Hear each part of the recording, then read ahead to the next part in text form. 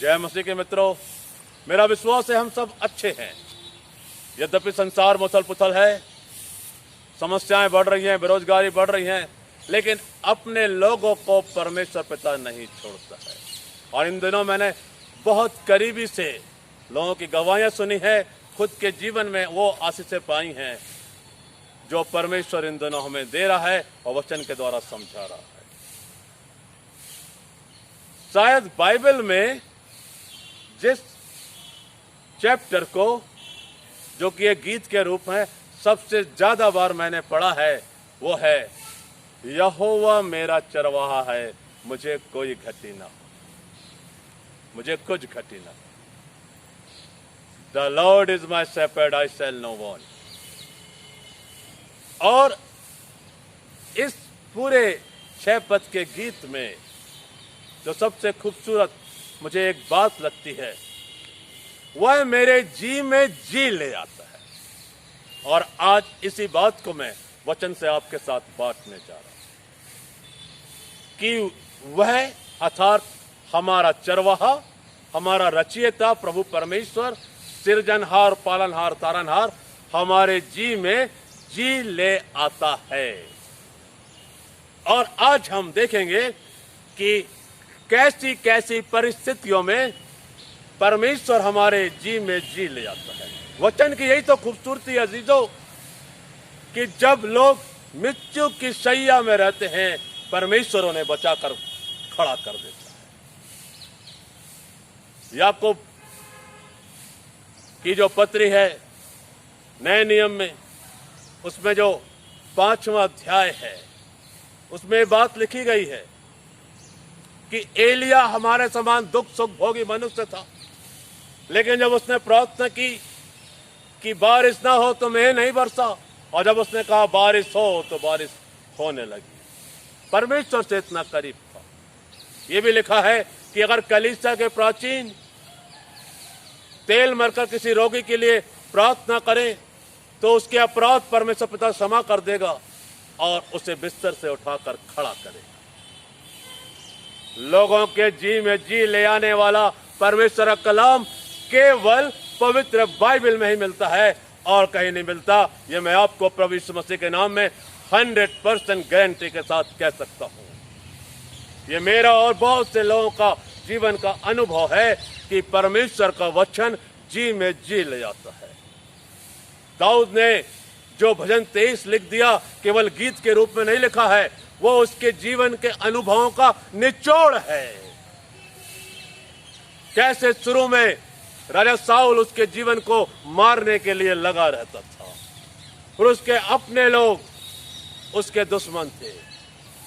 उसके बहुत से भजन अगर आप पढ़ेंगे, गाएंगे, तो आप देखेंगे कि दाऊद बहुत बार जीवन में परेशान है, दुखी है, लेकिन वो निराश कभी नहीं होता, क्योंकि वो बार बार कहता है कि मेरा परमेश्वर मेरा ऊंचा गढ़ है। संकट में मैंने यहोवा को पुकारा और उसने मेरी सुन ली। वो मेरे पग को, मेरे पैरों को चौड़े स्थान पर रखता है। वो मेरा उद्धार करता और चट्टान है। He is my salvation and my rock। भजन 46 में लिखता है वो, परमेश्वर शरणस्थान और बल है, संकट में अति सहज से मिलने वाला सहायक। तो ये दाऊद के जीवन का निचोड़ जो उसने अलग अलग गीतों में, भजनों में लिखा है। भजन संहिता 23 वो विश्व की सर्वोत्तम उत्कृष्ट रचना है जो लोगों के जीवन में परमेश्वर के प्रेम को, उसके शेपर्डिंग नेचर को, चरवाहे के स्वरूप को आत्मसात करा देती है। हालेलुया, परमेश्वर का धन्यवाद। इसलिए दाऊद कह रहा है, चाहे मैं घोर अंधकार से भरी हुई तराई में होकर चलूं तो भी हानि से नहीं डरूंगा, क्योंकि तू मेरे साथ रहता है। तेरे सोंटे और तेरी लाठी से मुझे शांति मिलती। तू मेरे लिए मेज बिछा देता है। तूने मेरे सिर पर तेल मरकर मेरा अभिषेक किया है। भजन 23 के शुरू के पदों में बड़ी खूबसूरत बात है कि वह मुझे सुखदाई जल के झरने के पास ले जाता है, हरी हरी चराइयों में बैठाता है। इन सारी बातों का निचोड़ है कि वो मेरे जी में जी ले आता है। अगर आप अपने जीवन में किसी परेशानी से जूझ रहे हैं, दुखी हैं, परेशान हैं, आपके बच्चों का विवाह नहीं हो पा रहा है, नौकरियां नहीं लग पा रही हैं, कर्जे के कारण परेशान हैं, बीमारी या बेरोजगारी है, किसी बात की तंगी है, आप बहुत मेहनत करते हैं लेकिन फल नहीं मिल रहा है, आप दुखी हैं, आप परमेश्वर की शरण में जाइए। संसार की शरण में जाने से अच्छा आप जीवते परमेश्वर जिसने पूरे संसार को बनाया है उसकी शरण में जाइए। निर्भीकता से जाइए, समर्पण के साथ जाइए, अपने गुनाहों से पश्चाताप कीजिए और आप देखेंगे कि वो आपके सारे रुके हुए कामों को फिर पूरा करेगा, बंद दरवाजों को खोल देगा, वो आपके जी में जी ले आएगा।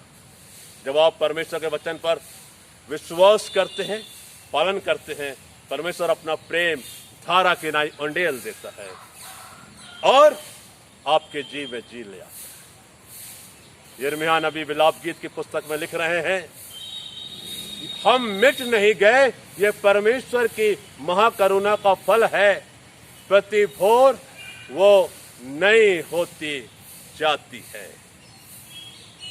इसलिए हमें इस बात का ध्यान रखना है कि प्रभु यीशु मसीह हमारे जी में जी ले आते हैं।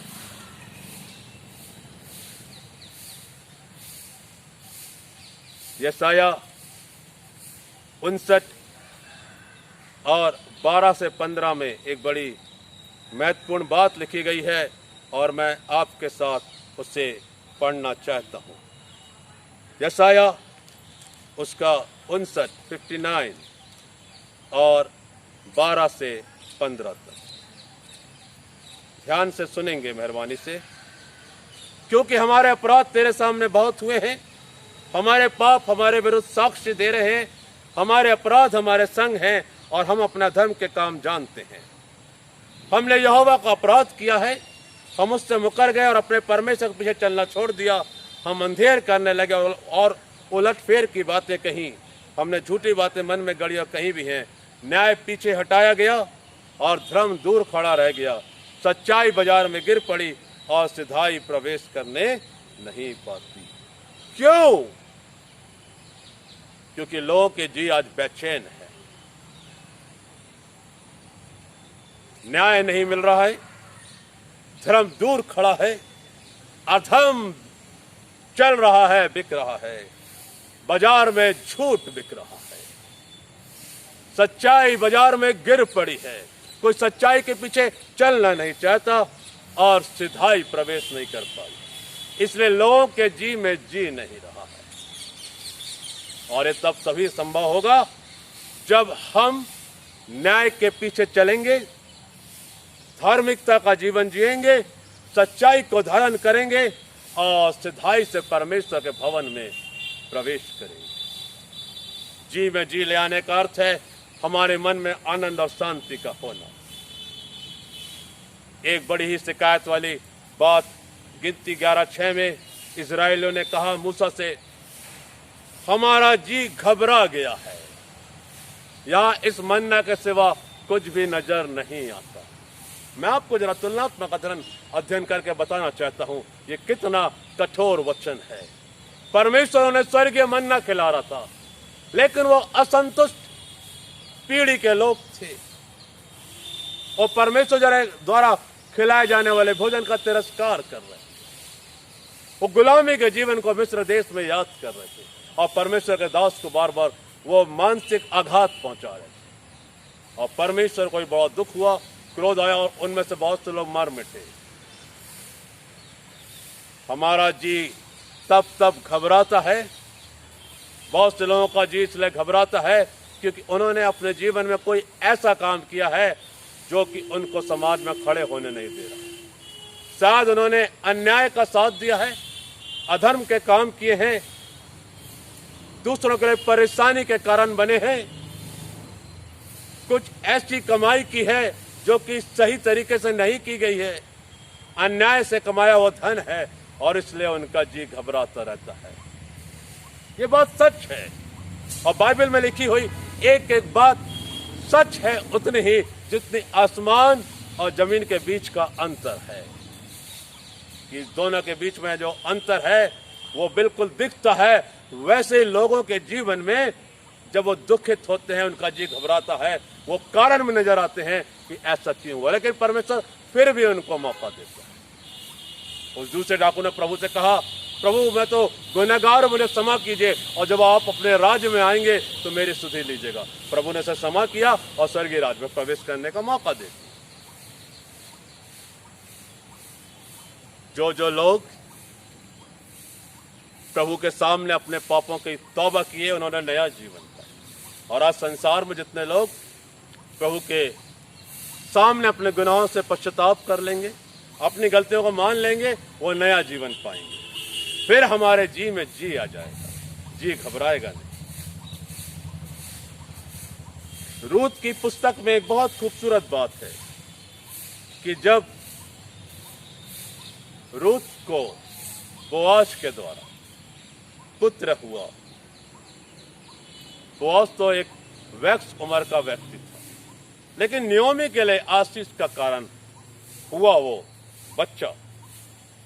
और जो स्त्रियां देखने आई थी, बहुत ही खूबसूरत बात वहां लिखी है, यह तेरे जी में जी ले आने वाला और तेरे बुढ़ापे में तेरा पालने वाला होगा। What a blessed word of God। जो बच्चा पैदा हुआ था रूत से पैदा हुआ, लेकिन नयोमी के लिए कहा जा रहा था, जो बड़ी दुखित होकर बैतलहम को लौटी थी। उसके पास कोई सहारा नहीं था, लेकिन परमेश्वर ने उसकी स्तुति की। और बोआज से विवाह के बाद रूत का जो पुत्र हुआ है वो आशीषित संतान कहलाया और ठहराया गया। यह तेरे जी में जी ले आने वाला और तेरे बुढ़ापे में तेरा पालने वाला। जवान बच्चों, मैं आपसे बात करना चाहता हूं। आप में से कितने जवान आज अपने माता पिता की सेवा कर रहे हैं बड़ी ईमानदारी? आप उनको अब शब्द नहीं कहते हैं। याद रखिए, वचन में लिखा है व्यवस्था विवरण, जो अपने माता पिता का आदर करता है वो दीर्घायु को प्राप्त करेगा, और जिस जिस काम में हाथ लगाएगा वो आशीषित होगा, वो बढ़ेगा जीवन में। हैं लोग जिन्होंने माता पिता की सेवा की है तन मन धन से, वे आशीषित हुए, और न केवल इस पृथ्वी पर लेकिन स्वर्गीय धन को भी वो प्राप्त करेगा। मैं आपके सामने ये नम्रता दीनता के साथ वचन रखता हूं। काश ये हमारे लिए भी कहा जाए, उन बच्चों के लिए कहा जाए दूसरे लोगों के द्वारा कि यह आपके लिए जी में जी ले आने वाला और बुढ़ापे में आपका पालने वाला। अंतिम बात फिलिपियों 4:1 में लिखा है, पौलुस कह रहे हैं कलीसिया के कुछ लोगों को, मेरे प्रियो जिनमें मेरा जी लगा रहता है, जो मेरे आनंद और मुकुट हो, प्रभु में इसी प्रकार स्थिर रहो। कलीसिया के कुछ लोग हैं जिनसे पौलुस बड़ा प्रसन्न है, वो सुसमाचार फैलाने में उसके सहयोगी बने। कुछ स्त्रियां हैं जो सेवा करने का काम कर रही हैं। पौलुस उन सब के लिए आशीष के वचन कहता है, उनके लिए प्रार्थना करता रहता है और कहता है कि तुम में मेरा जी लगा रहता है, कि तुम वास्तव में मेरे आनंद और मुकुट हो, प्रभु में इसी प्रकार स्थिर रहो। फिलिपियों की पत्री जब पौलुस ने लिखी, इतिहास साक्ष्य है कि वो जेल खाने में लिखी गई है। जेल खाने से आनंद का संदेश निकल रहा है। जेल खाने में भी पौलुस परमेश्वर की संगति में पूर्णतः जी में जी है। उसके जीवन में परमेश्वर ने कभी भी जी को घबराया नहीं है, और जो लोग परमेश्वर की शरण में बने रहते हैं, परमेश्वर उन्हें रोज की रोटी खिलाता। यदि परमेश्वर एलिया को कौवों के द्वारा भोजन करा सकता है, तो आज के वर्तमान समय में जबकि लॉकडाउन कर बहुत सी समस्या है, स्वर्गीय पिता परमेश्वर पर, उद्धारकर्ता प्रभु यीशु मसीह पर विश्वास रखिए। आपका जी नहीं घबराएगा। आपके जी में जी ले आने वाला परमेश्वर आपके साथ साथ चलेगा, आपके घर में रहेगा, आप उसको इनवाइट तो करके देखिए। जक्कई ने किया और वो आशीषित हुआ। प्रकाशित वाक्य में लिखा हुआ है, देख मैं द्वार पर खड़ा हुआ खटखटाता, जो मेरा सब सुनकर मेरे लिए द्वार खोलेगा, मैं भीतर आऊंगा, उसके साथ भोजन करूंगा और वो मेरे साथ। Communion with Lord Jesus Christ. My dear brothers and sister, आइए प्रभु की शरण में जाएं। वो जी में जी लेने वाला, जी में जी ले आने वाला परमेश्वर है। वचन के द्वारा हम सब आशीषित हों। प्रभु आपको बहुत बहुत बरकत दे। प्रार्थना करें। खुदावंद यीशु, हम आपको धन्यवाद देते हैं, आपने अपने कलाम के द्वारा हमें आशीषित किया है। जो कुछ भी हमने सीखा सुना है उसे अपने जीवन में पालन करें। प्रभु यीशु, हम आपके मधुर और मीठे नाम में इस दुआ को मांगते हैं, आमीन। प्रभु आप में हर एक को बहुत बहुत आशीष दे। मैं आपसे विनती करता हूँ, हम इस मिनिस्ट्री के द्वारा परमेश्वर की सेवकाई कर रहे हैं, उसके लिए अवश्य प्रार्थना करें। अपने परिवार के लिए, मित्रों के लिए प्रार्थना करें, कलीसिया के लिए प्रार्थना करें। प्रभु आप सबको बहुत बहुत आशीषों से, बरकतों से परिपूर्ण करें, आमीन। जय मसीह।